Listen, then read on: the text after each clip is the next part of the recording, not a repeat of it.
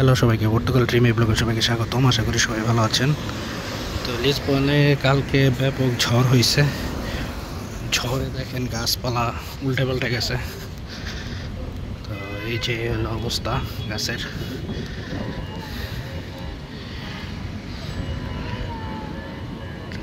Train বন্ধ হয়ে গেছে, সব কিছুই ঠিক আছে কিন্তু ট্রেন বন্ধ হয়ে গেছে। বুঝলাম না কাহিনী। লিসবনের থেকে কাশকাশ বেস্তরি যায় যে ট্রেন, ওই ট্রেনটা হঠাৎ করে বন্ধ হয়ে গেছে। এই দেশের কোনো ঠিক ঠিকানা নাই, অন্য সব কিছু চলতেছে কিন্তু ট্রেন বন্ধ হয়ে গেছে। ঝড় হয়েছে কালকে কিন্তু বন্ধ হয়েছে আজকে। আর আপনাদের আজকে একটা জিনিস দেখাই, এটা হচ্ছে কায়েস দো সোদ্রে, মোটামুটি টুরিস্ট একটা পয়েন্ট। তো আজকে আবার কি সুন্দর চমৎকার রোদ, কিন্তু বাতাস আছে এখন প্রচুর। এই যে দেখেন ফেরি আসতেছে, বোটগুলা। মেনলি লিসবনটাকে আসলে তাগুস রিভার দুই ভাগে ভাগ করছে, লিসবন শহরটাকে। তো মেনলি যে এই পার্টটা হচ্ছে মেন সেন্ট্রাল লিসবনের অংশ। আর হচ্ছে এই যে দেখেন যে বোট আসতেছে, এইটা পর্তুগিজে বলে বার্কো বোটকে। এটা হচ্ছে এইখানে থামবে।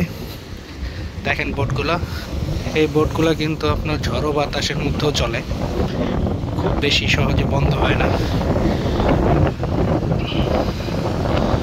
তো নদীর ওই পারে হচ্ছে আপনার, ওইটাও লিসবনের মধ্যেই পড়ছে, ওইটাকে বলে আলামাদা। তো ওই 8 থেকে 10 মিনিট লাগে এই বোটে। ওই যে দেখেন আরেকটা বোট যাচ্ছে।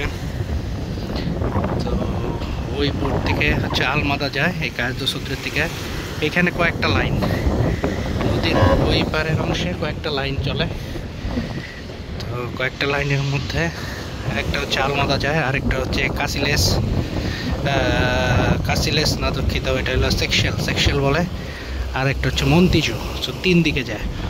আপনার ওই দিকে হচ্ছে আপনার আলমাদা, আর হচ্ছে এই দিকে হচ্ছে সেকশেল, আর ওই দিকে হচ্ছে মন্তিজোটা একটু দূরে। সো তিন রুটের ফেরি চলে। এটা মোটামুটি সারাদিনই চলে, রাত পর্যন্ত, কিছু কিছু ক্ষেত্রে রাত 2টা পর্যন্ত চলে। আর ওইদিকে আরেকটা ফেরির পোর্ট আছে, ওইটা হচ্ছে বাহাইরোতে যায়। ওইটাও 20 মিনিটের মতো লাগে, ওইটা মোটামুটি একটু দূরত্ব। ওই যে দেখেন এইখানে আপনার লাইটার জাহাজ এসে থেমে আছে, কার্গোর। জুম করে দিই, দেখেন লাইটার জাহাজ। কিছুক্ষণ আগে অনেকগুলো টাগবোট ছিল, আজকে অনেক টাগবোটে এরা টেনে টেনে নিয়ে যায়। তো এই হচ্ছে অবস্থা। এখনও মোটামুটি নদী কিছুটা উত্তাল। তো এই হচ্ছে লিসবনের সৌন্দর্য।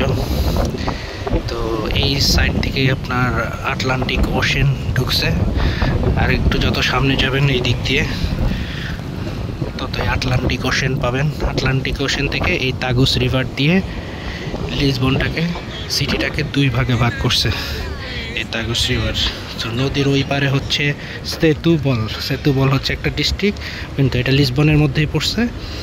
ওই সাইডটা হচ্ছে আপনার মানে সাউথের দিকে চলে গেছে আস্তে আস্তে আস্তে আস্তে। তো ওই সাইডেও মোটামুটি অনেক মানুষ বাস করে। ওই সাইডে বাসা ভাড়া কিছুটা কম, মানে এই পাশের লিসবনের তুলনায়। এই পাশের লিসবনে আপনার যেহেতু সেন্ট্রাল বলা চলে, আর ওই পাশে হচ্ছে যেহেতু রিভারটা 2 ভাগে ভাগ করছে লিসবনকে। তো ওই সাইডে যেহেতু আপনার বোটে যাতায়াত করতে হয়, এই কারণে আপনার বাসা ভাড়াও কম ওই সাইডে কিছুটা। তো ওইদিকে ব্রিজ আছে একটা, ওই ব্রিজ দিয়েও যাতায়াত করা যায়। আর এছাড়া হচ্ছে আপনার আরও দূরে যেটা আছে মন্তিজোর দিক থেকে, ওইদিকে এখান থেকেও দেখা যাবে না। ওইদিকে হচ্ছে ভাস্কো দা গামা ব্রিজ আছে। ভাস্কো দা গামা ব্রিজ হচ্ছে ইউরোপের মধ্যে বৃহত্তম একটা ব্রিজ। আপনার ইউক্রেনের কার্চ ব্রিজের পরে মেনলি ইউরোপের হচ্ছে 2য় বৃহত্তম সেতু হচ্ছে আপনার Vasco da Gama. Vasco da Gama হচ্ছে ফ্রান্স, ইউকে আর পর্তুগাল, এই 3টা দেশ মিলে এটা আপনার বানাইছে। তো ওই দিক দিয়ে ভাস্কো দা গামা ব্রিজ দিয়েও যাওয়া যায়। তো এই হচ্ছে লিসবনের কন্ডিশন।